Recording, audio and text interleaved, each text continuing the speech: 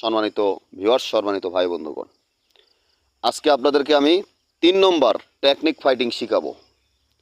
এই 3 নম্বর টেকনিক ফাইটিংটি খুবই গুরুত্বপূর্ণ। যারা টেকনিক ফাইটিং শিখতে চান, বাচ্চাদেরকে শেখাতে চান, বাবারা যারা বাচ্চাদেরকে শেখাতে চান, অবশ্যই ভিডিওটি গুরুত্বপূর্ণ। সবাই শেয়ার করবেন, কমেন্ট করবেন, মতামত জানাবেন আপনারা কীরকম টেকনিক ফাইট দেখতে চান।